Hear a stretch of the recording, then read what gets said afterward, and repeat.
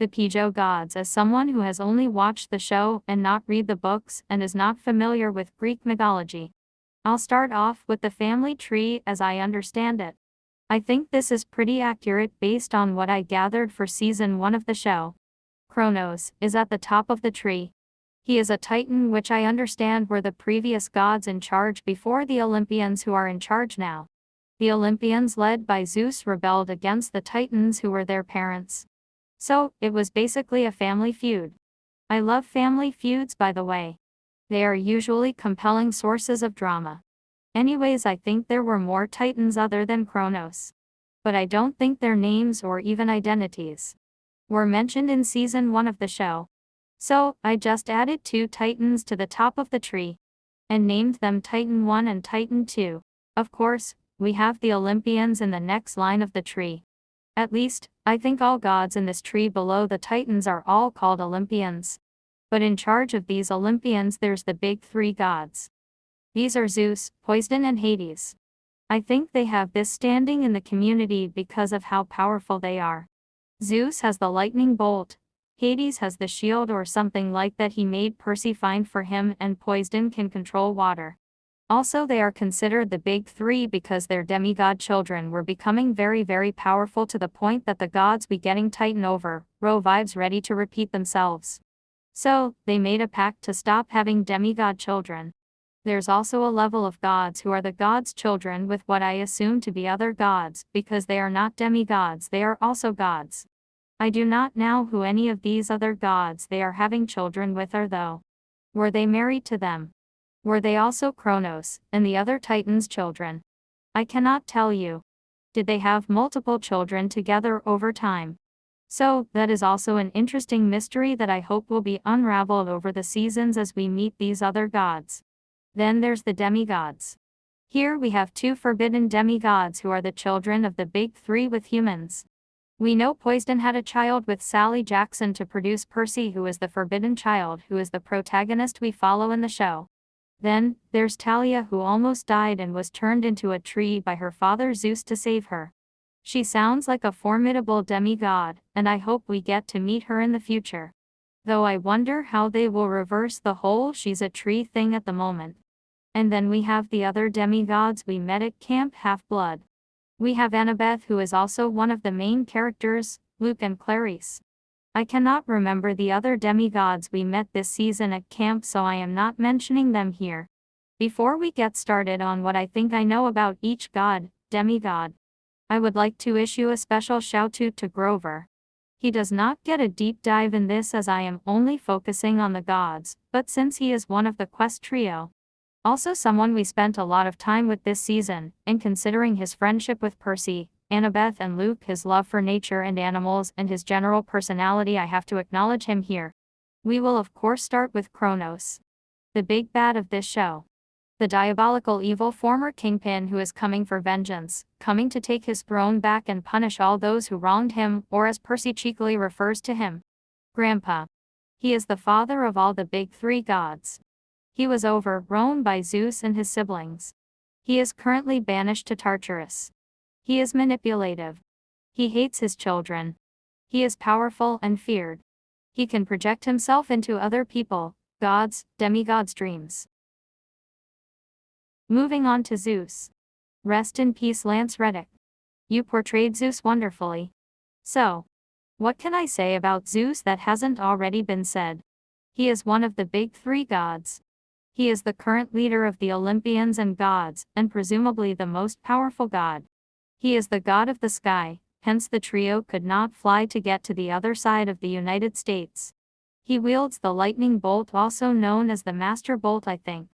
He is okay with killing children demigods since he tried to kill Percy. And Percy did not deserve it, he was just spitting facts. Zeus made a pact with the other 2 and the big 3 to stop having demigods, but he broke it by having Talia. I wonder what human made Zeus break his pact. I need to meet her. He stays in Olympus. He speaks ancient Greek along with his siblings. He is confident and has a lot of pride. He is not really scared of Kronos, and has seemingly been expecting him to launch his comeback. Last but not least, he is determined to hold on to his power and status, and will seemingly do anything to do that. Up next is Poseidon, one of the big three gods. He is Percy's father. He is not a good father. That man did not see his child until recently. I'm sure there's a backstory, but come on, if you're a god you should be able to do anything. He loves Sally Jackson. She's really awesome, so I can see why.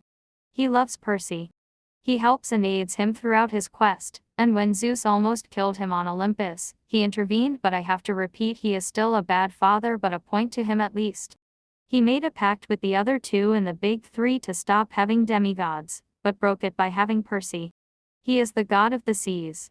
He presumably stays underwater in the sea. He is not scared of Zeus, and is not afraid to call him out. He gives his siblings advice on fatherhood, talk about the lost leading the lost. He has acolytes in the sea, like the one who spoke to Percy, and gave him the escape the underworld pearls. He is the kind of god who somehow thinks it is handy to keep pearls that can transport someone in and out of the underworld, or maybe he got them just for the occasion, who knows. He seems like a nice sibling to have, from giving advice on being a father to his conversation with Zeus about their father. He is the rain bringer. Rounding out the big three is Hades. He, unlike his other two siblings he made the pact with, does not have forbidden children. He seems like the kind of guy who does not break his word. More on that later. He is sensible in that he is happy to be away from his family and their constant drama. He also happens to be self-preservative. He also has the good sense to be scared of Kronos.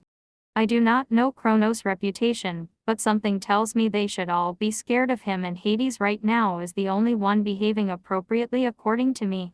He is maybe married to Persephone, given the pomegranate joke he made to Percy and Grover when they met him in the underworld. Like I said before, he is a man of his word. He has no forbidden children, and he returned Sally to Percy as he promised after Percy retrieved his helmet of darkness for him. He has a pet three-headed guard dog named Cerberus. To be honest, he gives me cool uncle vibes.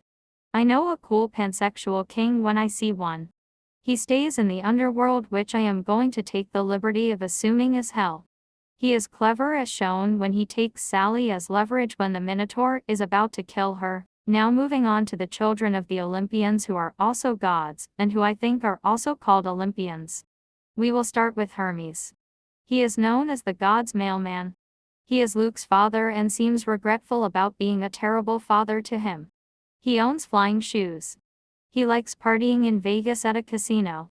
He thinks demigods are annoying children, well, at least the trio he met. Which, to be fair, is kind of warranted considering they robbed him of his car, which gave us the iconic Percy driving a car sequence, which is great on so many levels. Seeing a 12-year-old try to drive is just hilarious. I assume he is in New York a lot, because that is where the elevator to Olympus is, and he has to deliver packages to Olympus too. He is possibly close to Poseidon based on the story he told Percy about his father. He has the best cars, they can magically transport you to places like teleportation. Let us look at Diogenes, who is one of the first gods we met. He is an interesting character for sure and is unintentionally funny. He is an alcoholic. He is not above manipulating children, as we see when he meets Percy and pretends to be his godfather so that he can get him alcohol which he cannot get himself. That is because he has been cursed by Zeus. I am guessing that it is Zeus because I cannot remember who they said cursed him. Moving on to the god of war, Ares.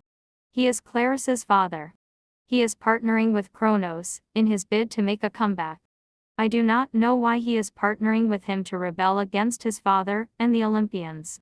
He is deceptive, as when he gave Percy the stolen lightning bolt without them realizing until they got near the Tartarus hole.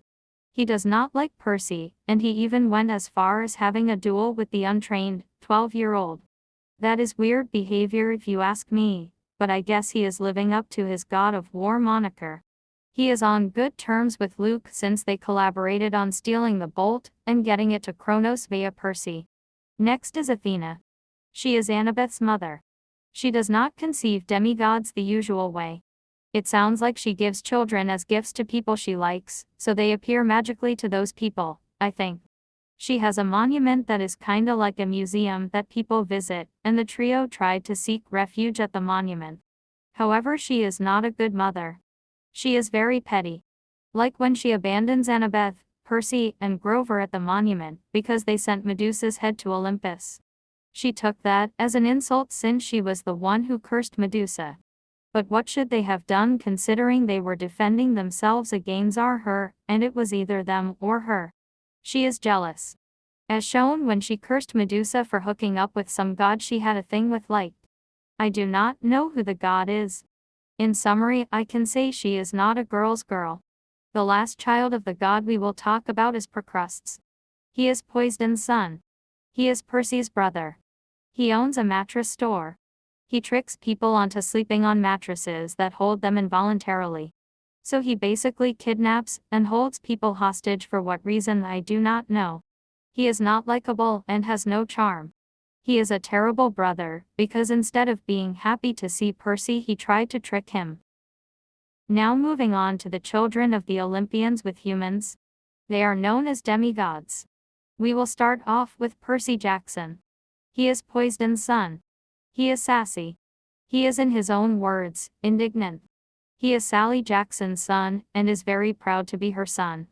She did a good job raising him. He obviously loves his mother, and will go all the way to the underworld and make a deal with Hades to save her. He likes Annabeth, but doesn't know it yet. I mean, when she put that necklace on him he could not look away. He also could not forget the hug she gave him when he survived that fall at the monument. Water heals him. He can somehow control water, like when he was fighting Ares on the beach. Why did Ares think fighting the son of Poison at the beach is a good idea? He is a very good friend. I cannot count the number of times he protected the trio on their quest. He is very brave and clever. He is a fast learner. He picks up the information on this new magical world he has been thrust in quickly. He also learned how to fight quickly from Luke.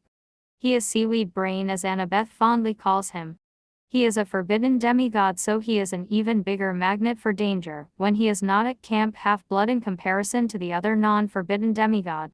Sticking to forbidden demigods. Let us talk about Talia. She is Zeus' daughter. Based on descriptions of her by Annabeth and Grover, she is brave and courageous. She likes Annabeth, Luke, and Grover as they travel together to get to Camp Half-Blood. I wonder how they first came together. Where they all came from. She is a tree. She withholds affection, given the story Annabeth tells about having to earn her love, which does not sound very healthy. Now moving on to Annabeth. She is Athena's daughter. She figured out Percy's father's identity faster than anyone. She is brilliant. She is a good fighter. She is the head of the Athena cabin. She loves quests, improving herself. She has mommy issues because Athena, like the other gods, is a terrible parent. She desperately wants her mother's love. She loves Luke like a brother, and is heartbroken at his betrayal. She is Grover's friend. Percy affectionately calls her wise girl. Moving on to Luke. He is Hermes' son. He hates his father. He thinks gods are terrible parents, which is true. He loves Annabeth and Grover, and they are the people he is closest to at camp. He is friendly and can fake friendliness as well. He is low-key a Percabith shipper based on the married couple comment he made to them when he spoke to them via magic telephone. He pretended to be Percy's friend and kind of liked him, but was okay with being his enemy if things didn't work out. He is the lightning thief. Last but not least, let us talk about Clarice. To be honest, I do not think I know much about her yet. She is Ares' daughter. She is the leader of her group of friends and they bullied Percy. She is intimidated by Percy Jackson. She seems okay though and will likely redeem herself in the future.